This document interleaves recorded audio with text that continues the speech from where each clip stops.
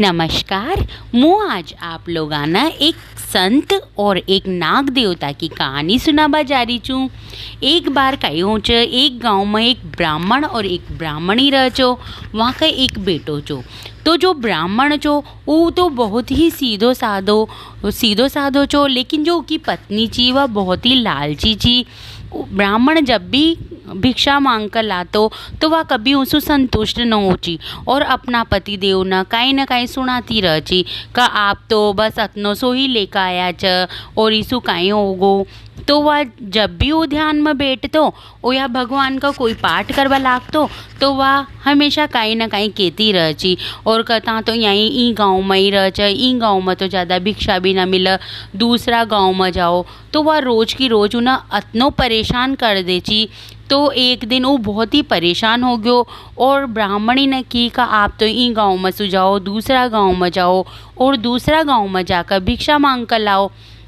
आपने एक ही पुत्र च तो आपने और भी सामान की ज़रूरत च। तो असा के हुआ ब्राह्मण ने इतना परेशान कर दे च। तो ब्राह्मण अपना पोथी पानड़ा जो भी उनका वेदां का कागज कहानियाँ का जो भी रह च अपना थैला में रख कर और वहाँ सु जाओ च। जाता वो जंगल का रास्ता में जाओ च और जंगल का रास्ता में जाता जाता उन्हें रात पड़ जाओ च। तो जैसा ही वहाँ पर एक पीपल को पेड़ रह च, तो पीपल को पेड़ रह च तो वहीं पर वो लेट जाओ च। और जब उनकी आँख खुला च तो सवेरो हो चुको रह च। तो वो वहाँ से नहा धोकर और वहाँ से चाल च। चालता वो दूसरा गांव में पहुँचे च। अब दूसरा गांव में जब भी वो कोई पाठ करवा लागतो या कहानी कहवा लागतो तो कोई भी इंसानों की कहानी भी न सुना चो, न पाठ सुना चो, न कोई वेद सुना चो और न ही उन्हें कोई भिक्षा दे चो। तो वो थोड़ा बहुत दिन वहाँ पर रहकर और परेशान होकर वापस लौट जाओ च कि भाई ई गाँव में तो अपना गाँव का बराबर की भी भिक्षा नहीं मिला। यह सोच कर वहाँ से वापस आ जाओ च। आता ही वापस रास्ता में वही पीपल को पेड़ आओ च। तो ब्राह्मण सोचे च कि आज अपन यहाँ पर बैठ कर कई खर्च लोग बाग तो आपनी कहानी सुनाई कोई न कोई कहानी सुना, न वेद सुना, न कई पाठ सुना। तो आपन ऐसी करना चाहे ई पीपल का पेड़ कताई आपने कहानी सुना देना चाह। तो वहाँ पर बैठ कर और पीपल का पेड़ कताई अपनी कहानी सुनाओ च। और जैसा ही वह कहानी समाप्त हो च तो वो देखा च का वो पीपल का पेड़ का वहाँ पर एक बिल रह च और बिल में से एक बहुत ही बड़ो और एक कालो सांप वहाँ निकल कर आओ च। और वो ब्राह्मण सुखा च कि भाई ब्राह्मण देवता आपने कहानी तो बहुत बढ़िया सुनाई और आप ऐसी करबा करो, रोज ही मारताई आकर यहाँ पर कहानी सुना दिया करो और इका बदला में मुँह आप कताई एक सोना को सिक्को दूँ। ऐसा कहता ही ब्राह्मण तो बहुत खुश हो जाओ च।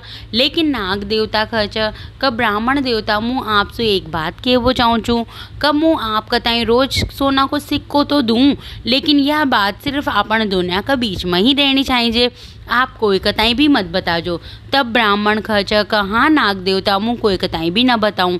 उस सोना को सिक्को लेकर गाँव में आओ च और अपनी पत्नी के लिए सारा खावा पीवा का सामान और जो भी वहाँ की गृहस्थी में सामान चाहिए वो ला कर दे च।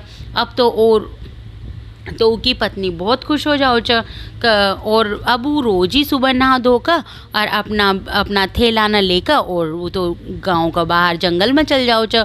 और जब शाम को लौटा च तो वो एक सोना को सिक्को लेकर लौटा च जी को वो सामान ले आओ च। तो धीरा ऐसा करता कुछ ही दिनों में ब्राह्मण बहुत ही अमीर हो जाओ च। उनका घर में हर सुख सुविधा हो जाओ च और वो ब्राह्मणी और उनको बेटो बहुत ही आराम से रहबा लाग जाओ च।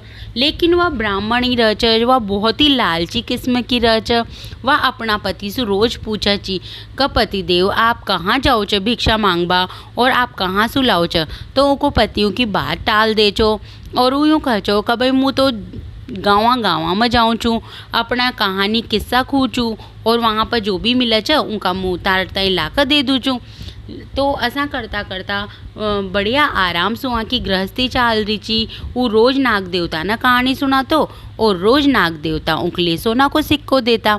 अब ऐसा करता एक दिन ऊँ गाँव का लोग बातें करवा लाग जाओ च कि यो ब्राह्मण तो अतनो गरीब छो लेकिन आजकल तो यो अतनो अमीर होतो जा रह्यो छ।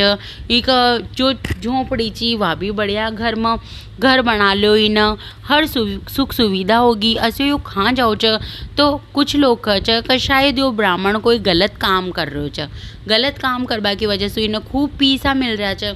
तो असा जब ब्राह्मण वहाँ का घर सु नाग देवता के कहानी सुनाबा जाओ छ, जो तो पीछे सु वो सब इकट्ठा होकर उनका घर पर जाओ छ और ब्राह्मणी सु पूछा छ कि भाई ब्राह्मणी तारो पति देव कहीं गलत काम कर रो चक और था लोग अतना सा धन में ही अतना अमीर कशा हो गया। तब ब्राह्मणी खच क कोई न मारा पति देव तो कोई गलत काम न कर रहा, तो क तू आज वहाँ से पूछे क वो ऐसा कहाँ जाओ च और वो काई काम कर च।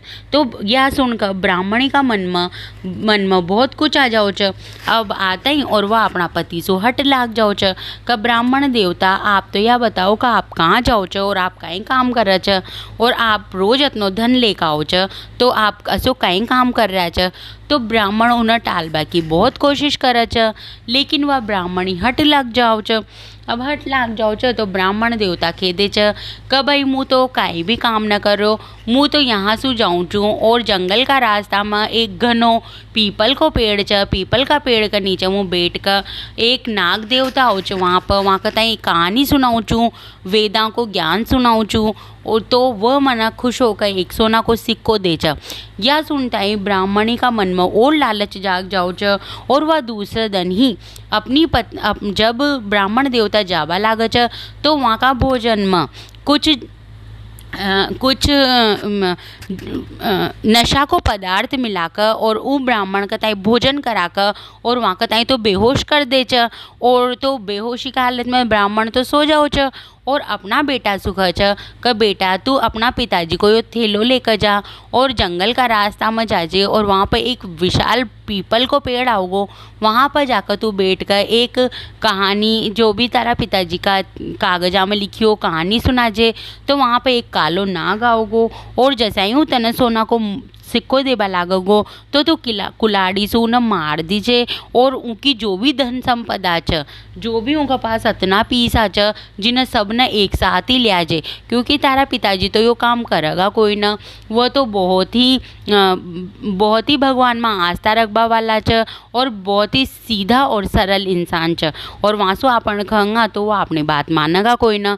तो ब्राह्मणी ऐसा कहकर अपना इकलौता बेटा न भेज दे छ। अब जो ब्राह्मण को बेटो रह छ वो पीपल का पेड़ के नीचे जाओ छ और जाकर और वहाँ बैठ कर वही वहाँ का कागज़ निकाल कर पोथी पानड़ा निकाल कर कहानी किस्सा सुनाओ छ। तो वैसा ही जैसा ही वह कहानी किस्सो ख़त्म हो छ, नाग देवता निकल कर आओ छ और ऊ ताई सोना को सिक्को देबा लागे छ। जैसा ही वो सोना को सिक्को देबा लागे छ, जैसा ही ब्राह्मण को बेटो अपना थैला में से कुल्हाड़ी निकाले छ और वो नाग के ऊपर प्रहार कर दे छ। अब वो नाग तो एक बहुत ही विशाल और कालो नाग छो, तो इस कारण वो हट जाओ छ, लेकिन उसकी पूँछ पर वह कुल्हाड़ी को वार लागे छ और उसकी पूँछ कट जाओ छ। और जैसा ही उसकी पूँछ कटे छ तो नाग देवता ने बहुत गुस्सो आ जाओ छ और वो पलट कर वो ब्राह्मण का बेटा का ताई पैर में डस ले छ। जैसा ही वो डसे छ, जैसा ही वो ब्राह्मण का बेटा की मृत्यु हो जाओ छ। अब थोड़ी सी देर बाद जब ब्राह्मण देवता वो नशा की थोड़ो असर कम हो छ, तब वो उठा छ और देखा छ कि भाई मारो थैलो तो यहाँ पर छ ही कोई ना। तब वो ब्राह्मणी से पूछा छ कि भाई मारो थैलो कहाँ गयो, तो वह कह छ कि मने मारा पुत्र कताई अपना पुत्र कताई मने पीपल का पेड़ के नीचे भेजो छ। तो वो भाग्यो भाग्यो बेचारो वहाँ जाओ छ और वहाँ जाकर देखा छ कि उनका बेटा की तो लाश पड़ी हुई रह छ, उनको पुत्र तो मर जाओ छ और वहीं पास में नाग देवता बैठो रह छ। तो हाथ जोड़कर ब्राह्मण देवता उससे क्षमा मांगे छ और कह छ कि भाई आपने यो काई करो, यो तुम्हारो इकलौतो बेटो छो और यो मर गयो। तब नाग देवता कह छ कि ब्राह्मण मने तसु पहले ही की छी कि मारा सोना का सिक्का देबा वाली बात आपन दुनिया के बीच में नहीं रहनी चाहिए और तना तारा बेटा का ताई भेजो तो इन्हें मारा ऊपर कुल्हाड़ी से वार करो, उसु मारी पूँछ कट गई और मैंने इक ताई डस लियो और अब की मृत्यु होगी। अब मैं काई भी ना कर सकूँ और ई चीज़ से तो मैं बहुत दुखी छूँ और मैं तार ताई श्राप दूँ छूँ कि जो भी धन संपदा मन दी ची तार ताई वह सब नष्ट हो जावगी। ऐसा कर नाग देवता तो अपना बिल में वापस चल जाओ च और ब्राह्मण रो तो पीट तो रह जाओ च और वो अपना बेटा की लाश न लेकर घर पर आओ च। घर पर आकर वो ब्राह्मणी की सुख च कहिया तारे जो लोभ लालच चो उनको परिणाम यो होयो का आपनो इकलो तो बेटो मर गयो और जो आपने धन संपदा ची वह भी नष्ट हो जाओ च। और उस श्राप का कारण जो भी उनको घर जो वो पहली वापस झोंपड़ी बन जाओ च और जो उस आपका द्वारा दी गई जो भी धन संपदा ची वह नष्ट हो जाओ च और वहाँ की स्थिति पहली का नहीं हो जाओ च।